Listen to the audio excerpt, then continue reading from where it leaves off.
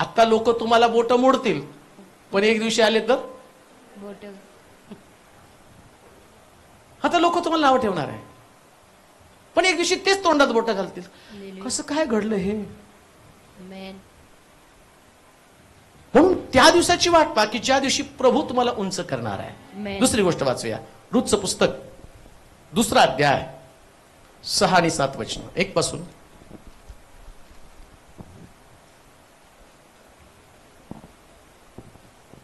एक पासून 7 पर्यंत वचन.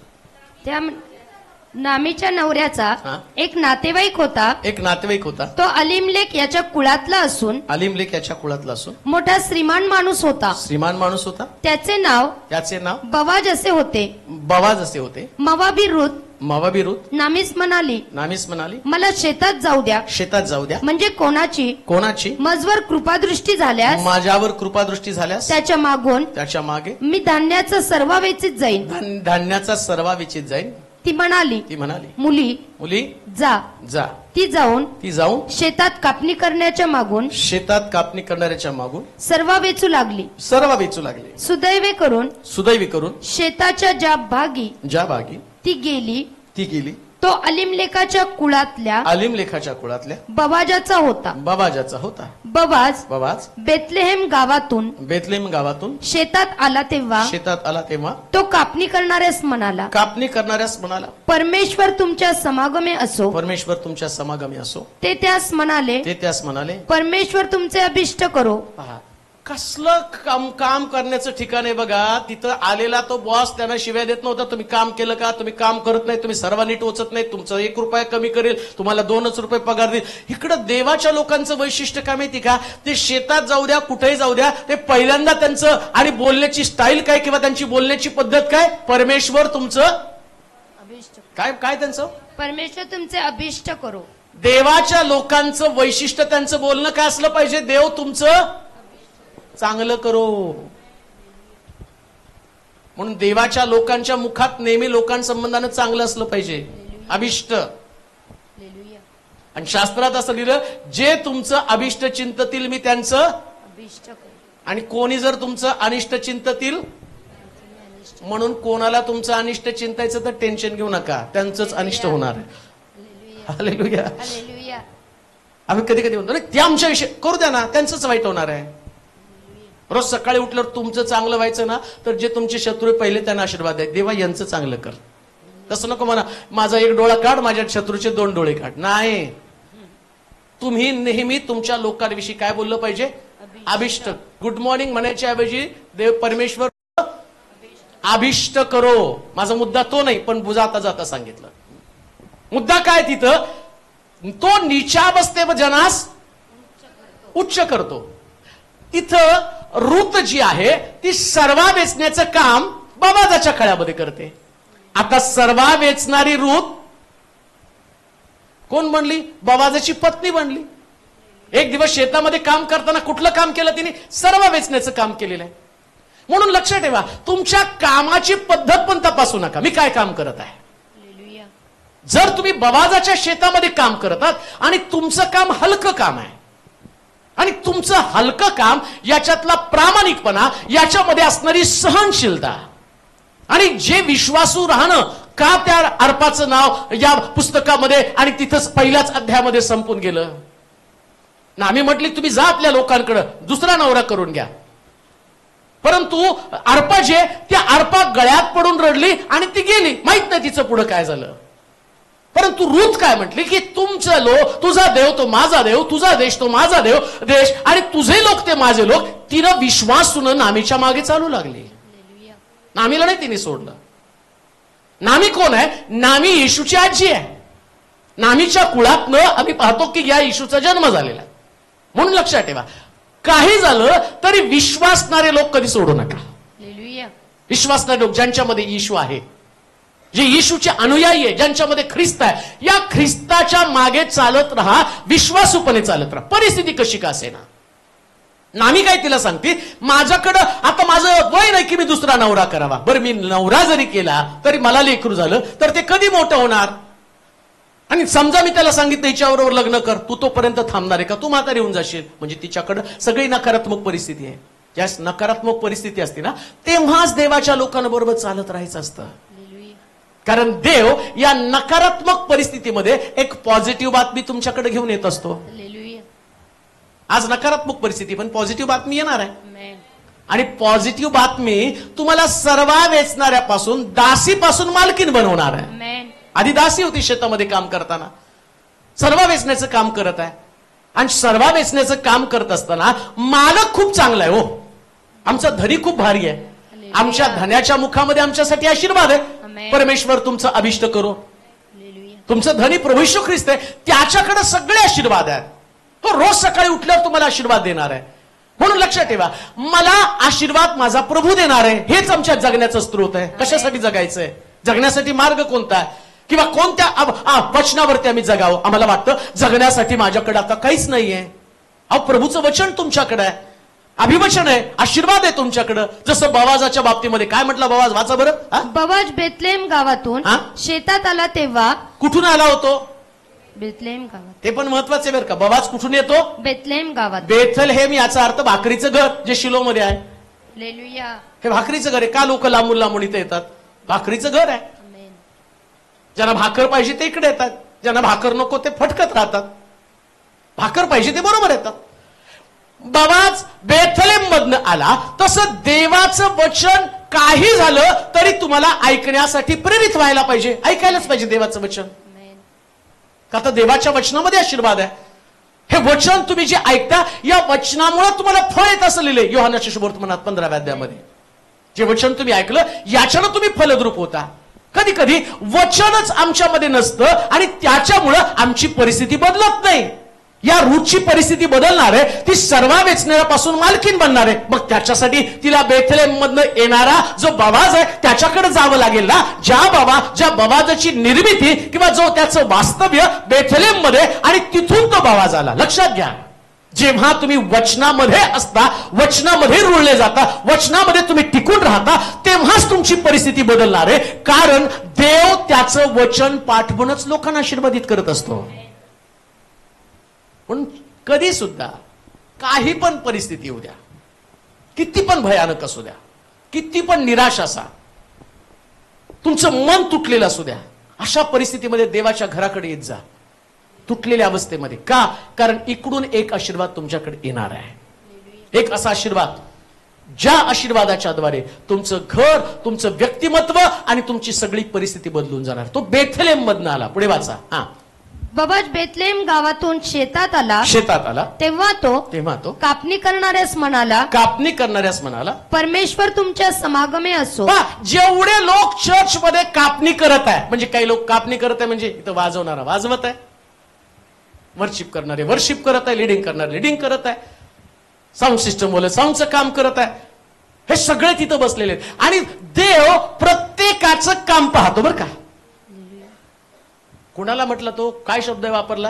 कापणी करणाऱ्यास. कोण करणाऱ्यास? कापणी करणाऱ्यास.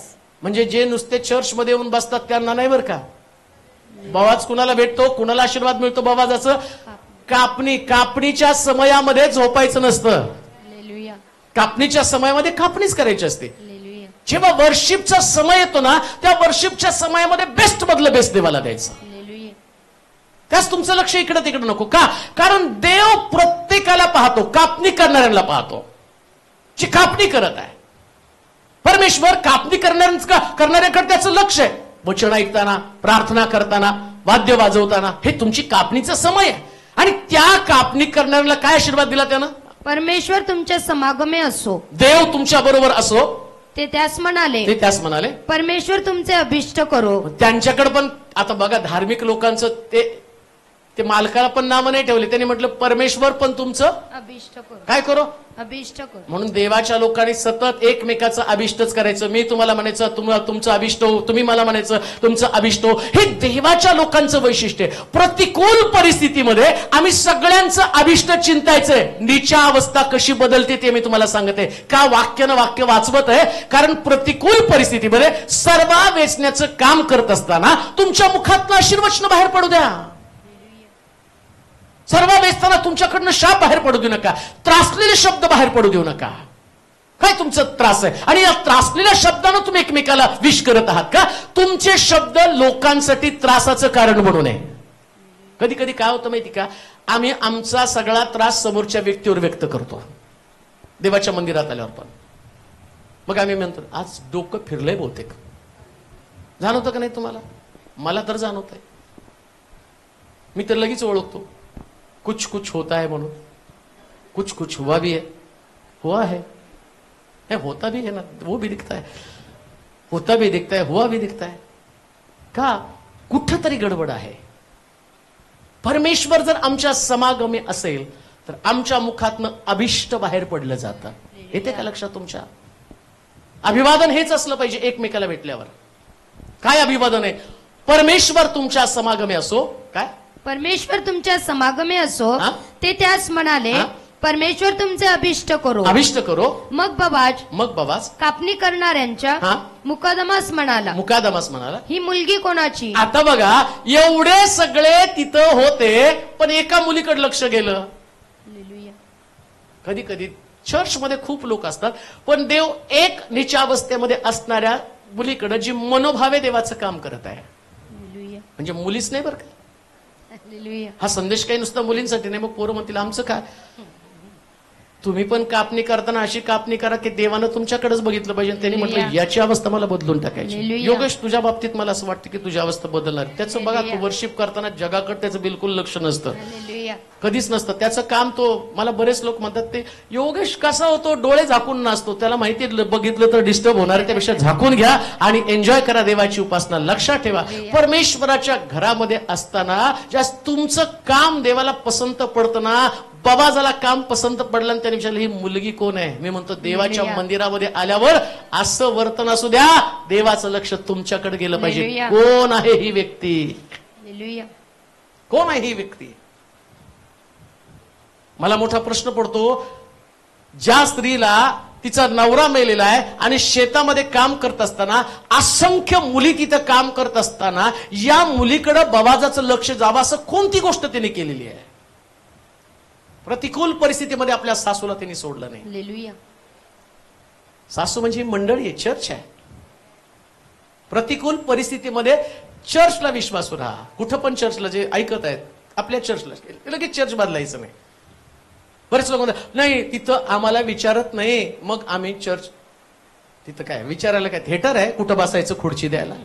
तुमचा नंबर काय? तुम्हाला तिथं बसायचं का इथं बसायचं? आणि कुठं विचारतात? लग्नाला विचारतात. आला का लग्नाला? इथं लग्न नाही, इथं परमेश्वराचं सानिध्य आहे आणि परमेश्वराच्या सानिध्यामध्ये फक्त प्रभूच दिसला पाहिजे. कोणी तुम्हाला विचारू ना विचारू, काय होतं माहिती का, सैतान आमच्या डोक्यात नाही आपल्याला तिथं कोण विचारत नाही. जावा दुसरीकडे थोडे दिवस विचारतील, तिथं विसरून जातील. नवीन नवागडी नवा राज असतो, तिथं आल्यावर कुठं ठेवू कुठं नको. आपल्याकडे काय करतो, या फॉर्म भरा. नवीन ठिकाणी तुम्हाला विचार. पण एकदा तुम्ही जुने झाले, आता किती लहान लेकरू जन्माला आल्यावर त्याला लुलू करून खेळावं लागतं. तू हे खातो का, तू ते खातो का? आता लेकरू 40 वर्षाचं झालं, टोपल्या जाऊन खा. तेव्हा तुम्ही त्याला घास चारता, आता चारणार आहे का? तो आल्यावर त्याचे बूट त्याला त्या 40 वर्षाच्या टोणग्याला जर तुम्ही सॉक्स घालायला लागला, त्याला आंघोळ घालायला, त्याला पावडर लावलं, शोभल का तुम्हाला? वय वाढल तसं तुमचं तुम्हाला करावं लागतं. हीच गोष्ट आहे. बाबाजाच्या शेतामध्ये गेल्यावर काम करत असताना प्रतिकूल परिस्थितीमध्ये बाबाजाकडे राहिलंच पाहिजे, नामीकडे राहिलंच पाहिजे.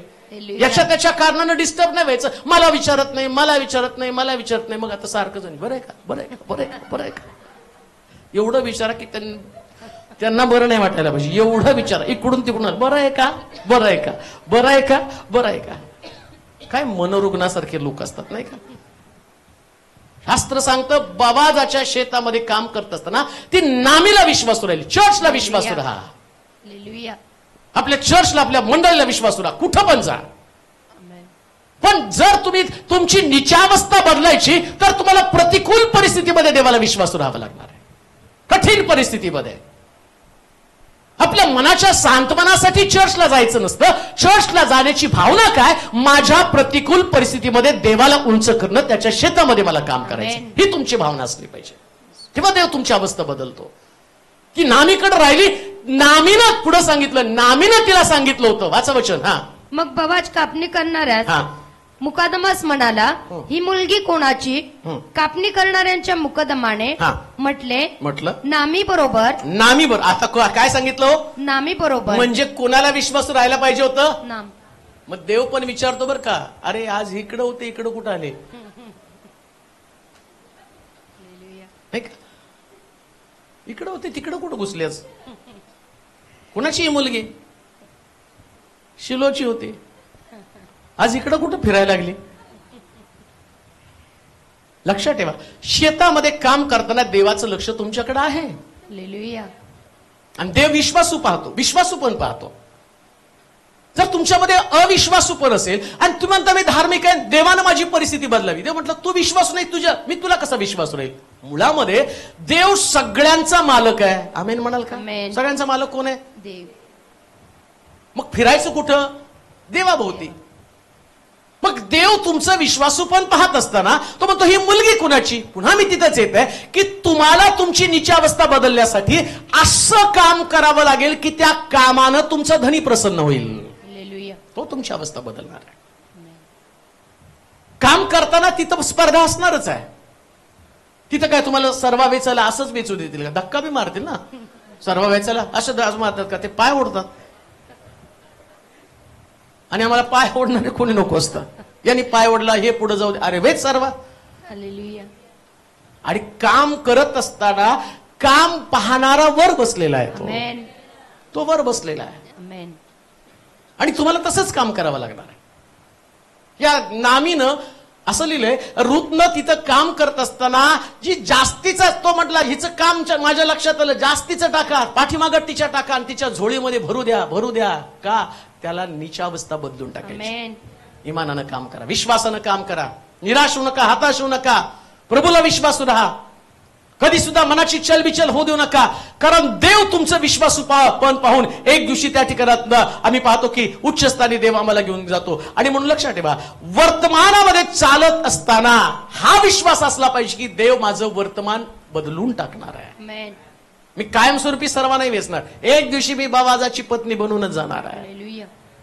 बाबाजाची पत्नी बनणं हे तुमचं विजन, ते तुमचं स्वप्न असलं पाहिजे. देव माझी नीची अवस्था बदलून टाकणार आहे. अजून एक गोष्ट वाचूया, शमूएलाचं पुस्तक, पहिले शमूएल 2 अध्याय आणि 7 आणि 8 वचन. पहिले शमूएल 2 अध्याय 7 आणि 8 वचन. हा, फार सुंदर वचन आहे. पहा, पहिले शमूएल 2 अध्याय 7. परमेश्वर निर्धन करीतो हा.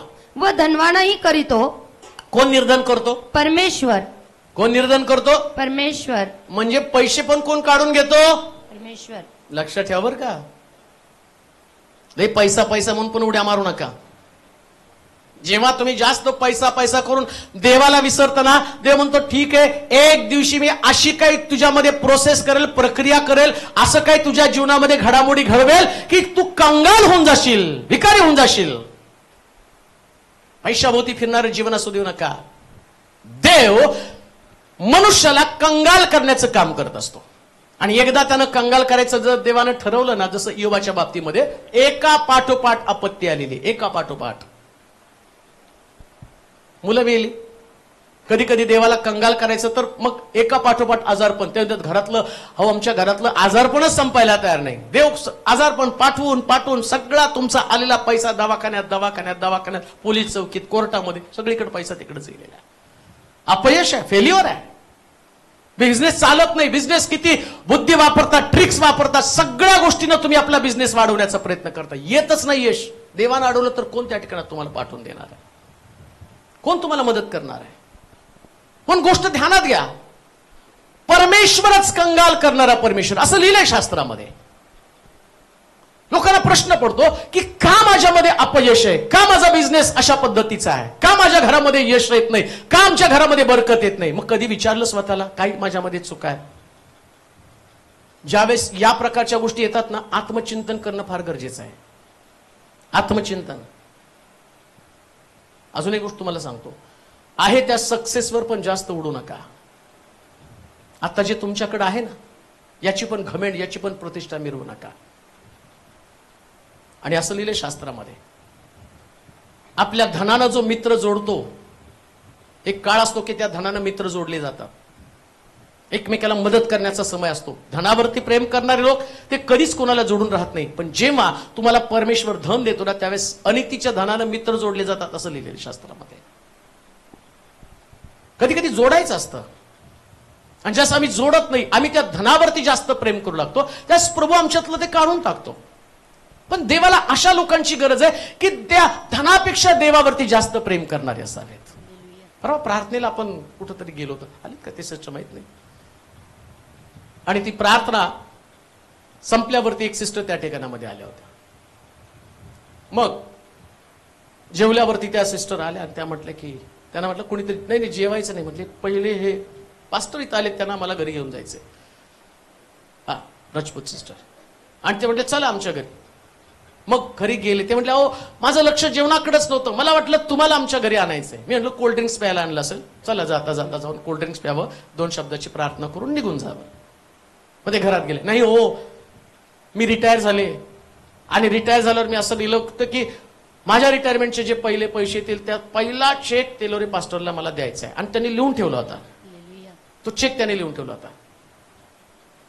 त्यांनी तारीख पण टाकली होती, पण मलाच तिथं जायला उशीर झाला. तर मला माहित पण नाही ते कोण आहेत, कधी त्यांच्याकडे गेलो नाही, ते तिथं राहतात हे पण माहित नाही. पण देव बरोबर त्या समयामध्ये घेऊन जातो. आणि ती प्रार्थना मला वाटते कामिनी सांगत होती, म्हटलं नाही जमत नाही, मग मला ह्याला बीडला जायचंय, मला इकडे जायचं. आणि त्या मीटिंग एवढ्या पॅक होत्या की त्या दिवसात ते जमणारच नव्हतं. 31 तारखेला त्यांना प्रेयर पाहिजे होती, आणि 31 तारखेला जमणारच नव्हतं, कारण 31 तारखेला बीडची मीटिंग होती. पण देवानं तिकडं किती अद्भुत काम केलं. बीडच्या लोकांनी म्हटलं नाही आम्हाला 31ला नाही, आपल्याला 30ला ठेवायची. म्हटलं ठीक आहे 30ला ठेवा. आणि मग ती परत ऍडजस्ट केली, गेलो तिथं. आणि गेल्यावर त्या सिस्टरनं 1 लाख रुपयाचा चर्चसाठी दिला. का? कारण परमेश्वर जे करतो ना, धनावरती प्रेम करणारे लोक धनाच्या मागे जातात, पण काही लोक देवावरती प्रेम करणारे असतात. म्हणून म्हटलं धन पण तो काढून घेतो. कुणाला कंगाल करतो? ज्यांचं प्रेम धनावरती जास्त आहे त्यांना तो कंगाल करतो. म्हणून धनावर प्रेम करू नका, धनापेक्षा देवावरती प्रेम करा. कारण देव त्याच्या पुढे लिहिलंय, काय लिहिलं?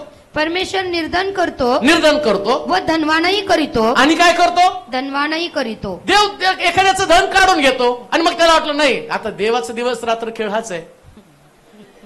तुम्हाला कसं ते चल्लसाट खेळूशी वाटतात, कुणाला सापशिडी खेळूशी वाटतात, आणि मग आम्ही चढला सापाच्या तोंडावर आला, खाली खाली खाली खाली, परत वर चढला, परत खाली आला. देव दिवस रात्र हा सापशिडीचा खेळ खेळत असतो. काय करतो? एखाद्याला चढवतो, तो लय चढला डोक्यावर की त्याला खाली आपटतो, खाली आपटल्यावर नम्र झाल्यावर परत चढला, परत डोक्यावर चढला, परत त्याने गोंधळ घातला, परत खाली आपटला. म्हणून लक्षात ठेवा, न्यूट्रल राहा. न्यूट्रल राहायचं, जास्त उडायचंच नाही. उठलं तरी म्हणायचं आज जे आहे देवाच्या कृपेनं, आज जे माझ्याकडे देवाच्या कृपेनं आहे, माझ्याकडे माझ्या स्वतःचं काहीच नाही, सगळं प्रभूच आहे. आणि या प्रभूचं म्हणतो ना, शास्त्रात लिहिलं कंगालाच तो काय करतो? धुळीतून उठवतो. दारिद्र्यास उकिरड्यावरून उचलून उभे करतो. कुठून उचलतो? उकिरड्यावरून. आधी उकिरड्यावर तर पडा ना. आम्हाला उकिरड्याचा अनुभव नको आहे, पण बायबल सांगतं जे उकिरड्यावरती पडले त्यांना उकिरड्यातनं बाहेर काढतो.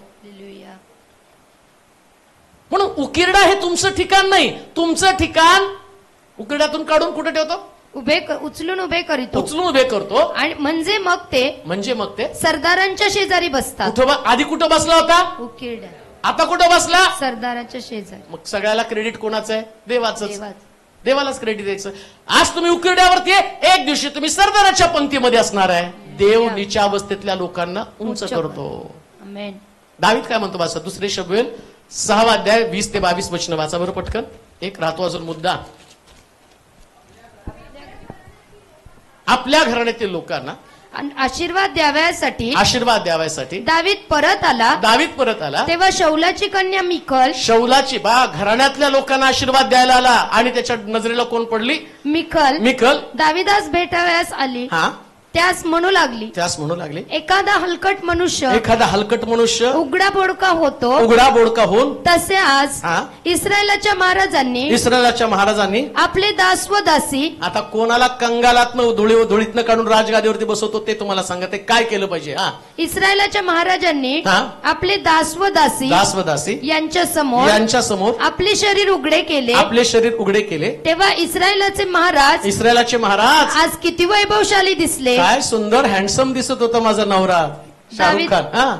दावीद मिकलेस म्हणाला ज्या परमेश्वराने परमेश्वरानं तुझा बाप त्याने तिचा बाप काढला, तुझा बाप व त्याचे सर्व घराणे त्याचं सर्व घरानं यांच्याऐवजी मला निवडून आपली प्रजा इस्रायल हिच्यावर अधिपती नेमलं त्या परमेश्वरासमोर मी नाचलो आणि परमेश्वरासमोर मी नाचणारच मी याहूनही तुच्छ बनेल मी स्वतःच्या दृष्टीनं हीन होईल पण ज्यास तू दासी म्हणते त्या माझा आदर गौरव करतील शौलाची कन्या मिखल हिला मरेपर्यंत काही अपत्य झाले नाही. तुझ्या बापाला राजगादीवर काढून मला राजगादी त्यानं दिली का? कारण मी बेस्ट वर्शिपर आहे.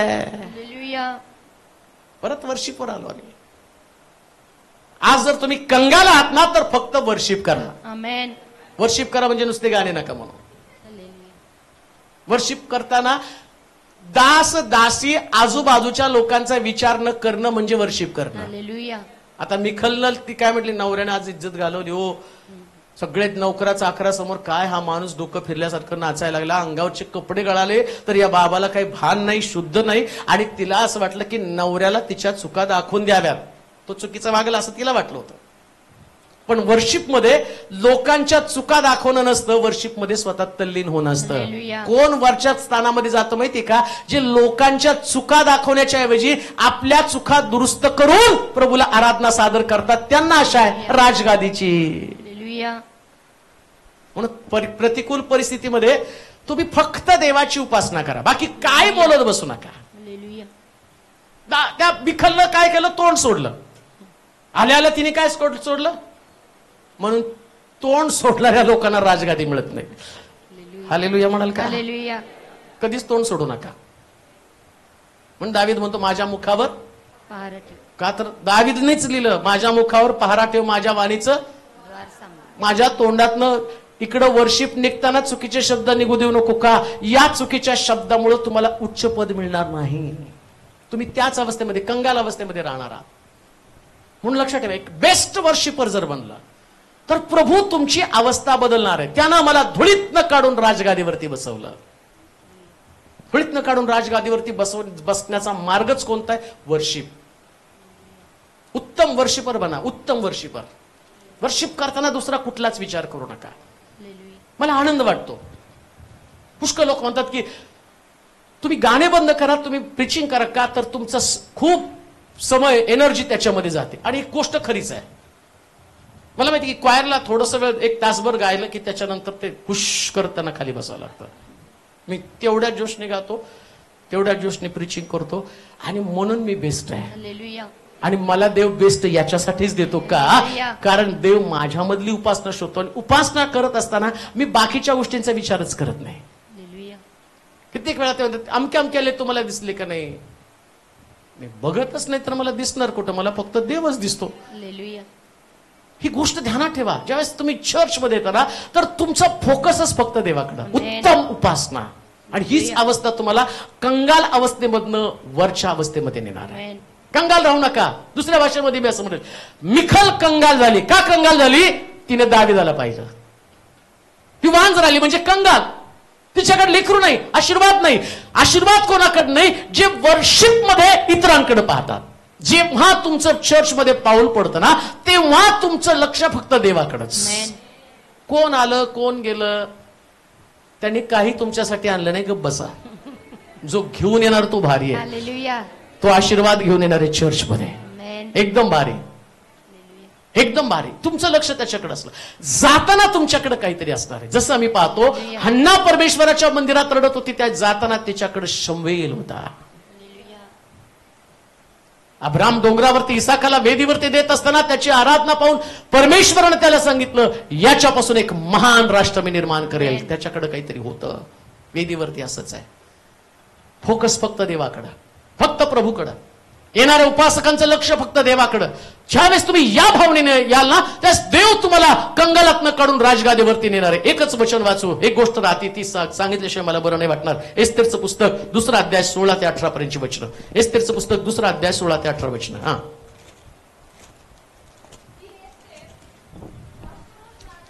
ती एस्तेर अश्वरोष राजाकडं 10व्या महिन्यात राजमंदिरात राजाकडे गेली. राजाने एस्तेरवर इथं पण इतर सगळ्या स्त्रियांकून अधिक प्रीती केली आणि वरकड सर्व कुमारींपेक्षा तिजवर त्याचा अनुग्रह. काय करावं, देवाने जिकडं तिकडं बायकाच ठेवल्या. इकडं एकही ब्रदर आमचे दिसायला तयार नाहीत. नाही, दावीद आले की आपले आहेत, दावीद बी आहेत आपले, कोणतरी एक आपल्याकडे.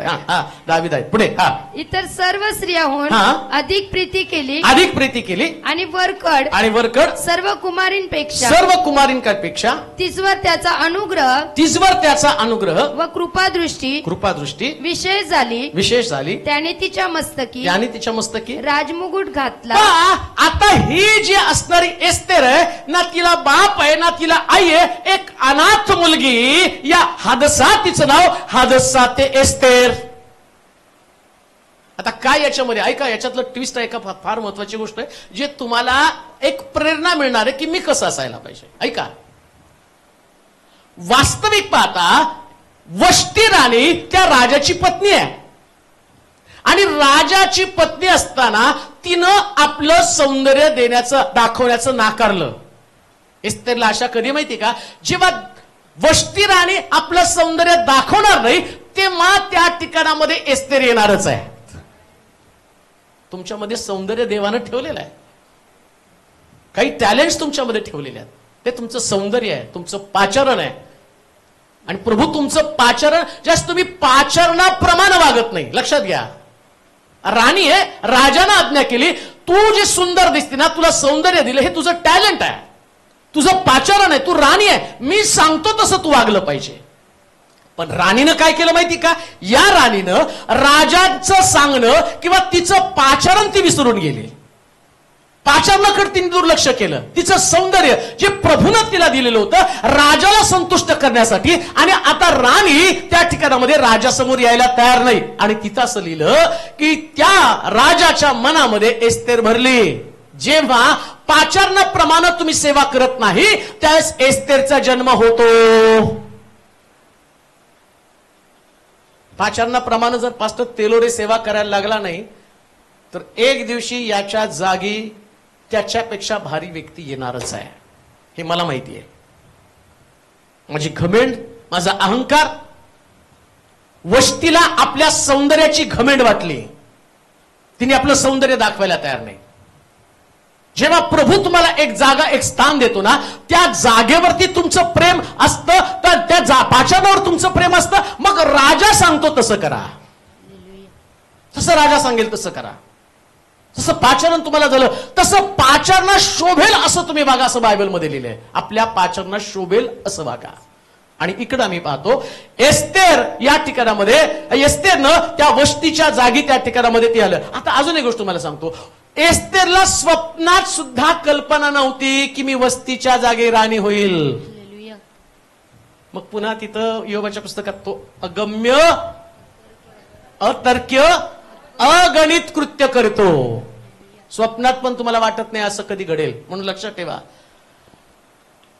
प्रत्येक व्यक्तीच्या बाबतीमध्ये स्वप्नाच्या पलीकडच्या गोष्टी देव करत असतो.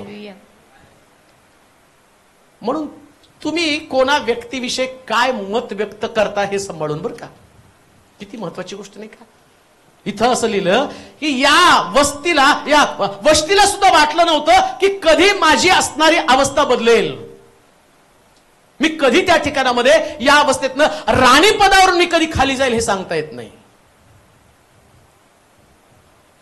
एक काळ होता की त्या काळामध्ये आपण त्या रोटरी क्लब मध्ये चर्च घेत होतो आणि मला आठवतं त्या अवस्थेमध्ये एवढा कंगाल होतो, एवढी गरिबी असायची ना, साधा कोणाला चहा पाजण्याची ताकद माझ्याकडे नसायची. कोणाला चहा पाजायचं तर मला आठवतं काही पोरं मला येऊन भांडत होते त्या काळामध्ये. तुम्ही या पोरांना मदत करायला पाहिजे. अरे मी म्हटलं माझ्याकडे भाडं द्यायची ताकद नाही, मला तेच व्याजानं आणून भाडं भरावं लागतं, मी कशी काय यांना मदत करू शकेल. आणि बोलत होते काही जण, मला एक दिवशी तावानी मला बोलत होते, हे तुम्ही मदत करायला पाहिजे, ते गरीब आहेत.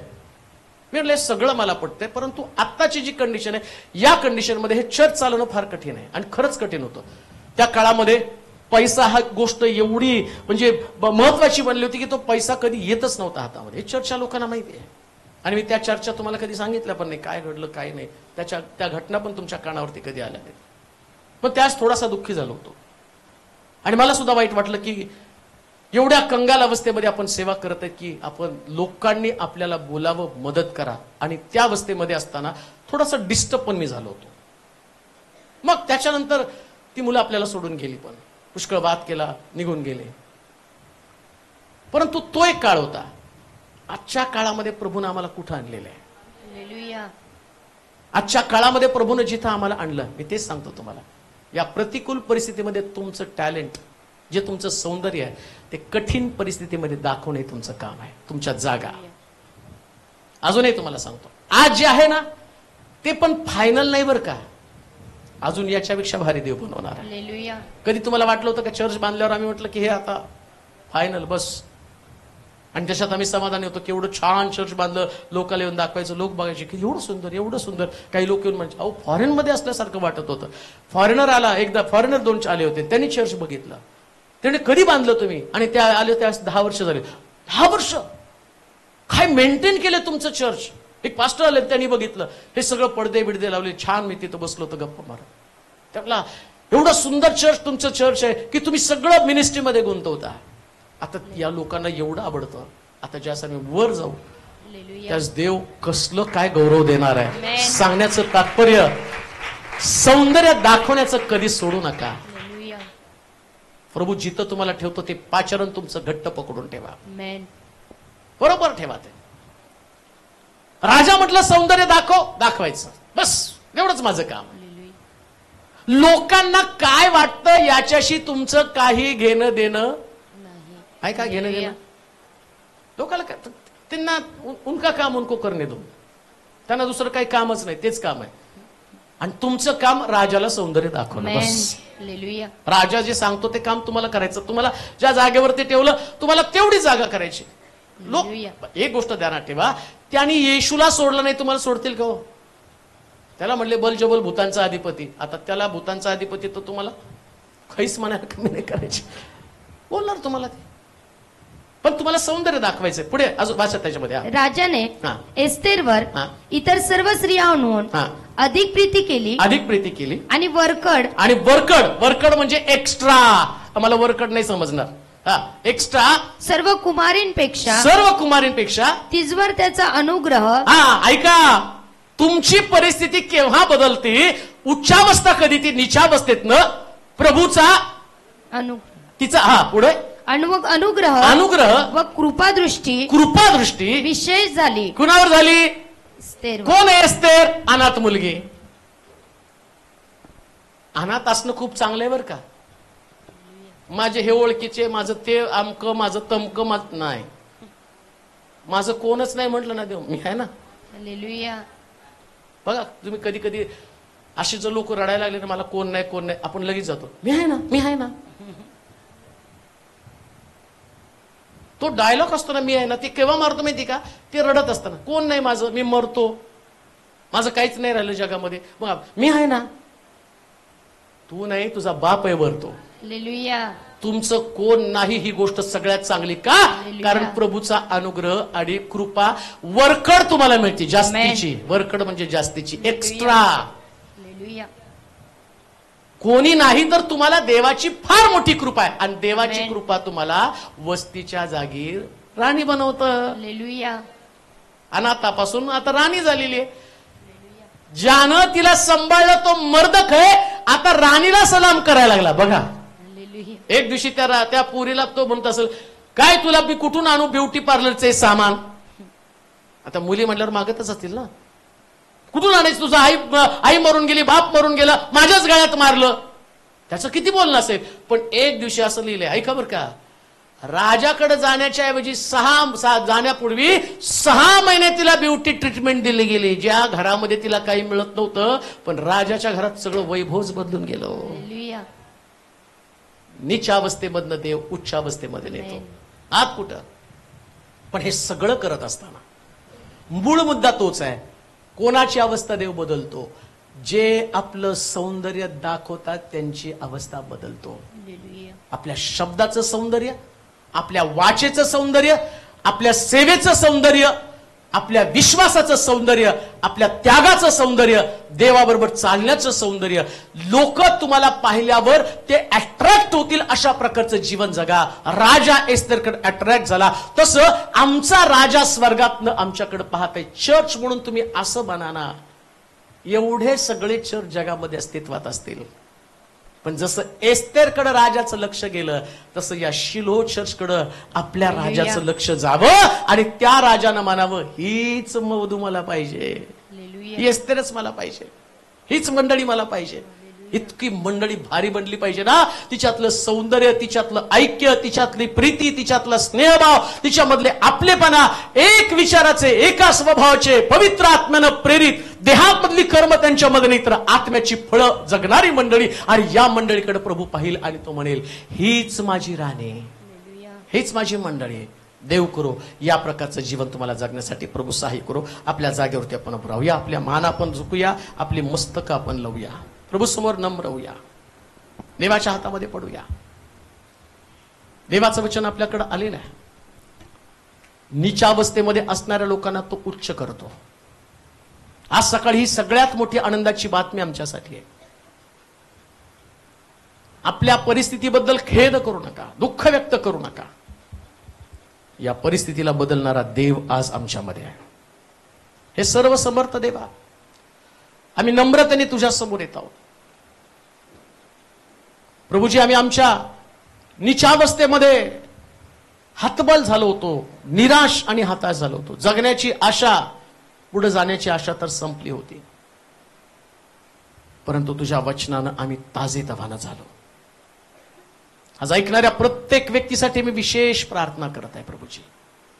मग ते गुगल मीटवर असेल, युट्यूबच्या माध्यमातून, फेसबुकच्या माध्यमातून असतील प्रभूजी, त्या साक्षी आम्ही ऐकणार आहोत की ज्या साक्षी आम्हाला प्रेरित करतील की देवाचं वचन अजूनही तसंच आहे, ते बदललेलं नाही. ज्या गोष्टी आमच्यामध्ये असणं गरजेचं आहे. योसेफाच्या जीवनासारखं काही का घडेना, परंतु स्वप्न घेऊन प्रभूवरती विश्वास ठेवून चालला. एस्थेर नामीला विश्वास राहून नामीच्या सोबत चालली. नाभिमच्या सोबत जात असताना तिला बवास सापडला आणि तिची नीच अवस्था बदलली. तसंच आमचं जीवन असू दे प्रभूजी. न पसंत ना पडणाऱ्या, न आवडणाऱ्या सगळ्या गोष्टी आमच्यामधनं काढून टाक. आज जी स्थिती आहे ती स्थिती ही कायम राहणारी स्थिती नाही, तर बदलणाऱ्या स्थितीकडे आमचं लक्ष आम्ही लावलं होतं प्रभूजी. जे लोक लांबून या ठिकाणामध्ये आलेले आहेत, परंतु इथून जाताना त्यांची परिस्थिती पहिल्यासारखी असू देऊ नकोस. त्यांची नीचावस्था बदलली जाऊ दे. काही कर्जात असतील, काही आर्थिक अडचणीमध्ये, कौटुंबिक प्रश्नामध्ये तुझ्या मंदिराकडे आलेले असतील, बिझनेस मधलं फेल्युअर असेल, नोकरीमधलं अपयश असेल, शारीरिक व्याधी पीडा, या दुरावस्थेमधनं त्यांना काढ. आणि प्रभू, ज्यास पुन्हा ते आम्हाला भेटतील त्यांच्याकडे साक्ष असू दे. प्रभूनं आमची नीचावस्था काढून टाकलेली आहे. हे सर्व शक्तिमान देवा, सारं जीवन आम्ही तुझ्या स्वाधीन करतो आणि म्हणतो तुला पाहिजे तसं तू आम्हाला घडव. आम्ही घटले जाऊ देत, उंच केला जा. बांधकामासाठी प्रार्थना करतो प्रभूजी. बांधकाम पूर्ण होत असताना सगळ्या गरजा तू भागव. उत्तम ते या ठिकाणामध्ये होऊ दे. कामगारांना उन्हापासून त्यांचा बचाव कर. चांगल्यातलं चांगलं लवकर हे काम पूर्ण व्हावं, जेणेकरून तुझे लोक ज्या उपासनेसाठी वरत्या त्या खोलीमध्ये जातील, आम्ही त्या अनुभवामध्ये जाणार आहोत. माडीवरती 120 लोकांना पवित्र आत्मा मिळाला, तीच खोली ती बनवून दे माझ्या देवा. अनेक लोकांना पवित्र आत्म्याचा अभिषेक जाणवू दे. जे लोक मदत करत अशांसाठी प्रार्थना करतो, त्यांना तुझी महान कृपा पुरव. त्यांच्या संगतीत राहा. महिमा देतो या सर्व लोकांबद्दल की जो तुझा पुरवठा आणि तू त्यांना देत असलेला पुरवठा आणि ते तुझ्या मंदिरासाठी करत असलेले योगदान या सगळ्यात आशीर्वाद त्यांच्या घरामध्ये पाठव. पुन्हा एकदा तुला महिमा, तुला आदर, तुला गौरव देत येशूच्या नावात ही प्रार्थना विनवणी केली म्हणून तो ऐक. आमेन. आता देव बापाची प्रीती, प्रभू येशू ख्रिस्ताची कृपा, पवित्र आत्म्याची सहभागिता तुम्हा सर्वांबरोबर आता आणि सदा सर्वकाळ राहो. आमेन. आमेन.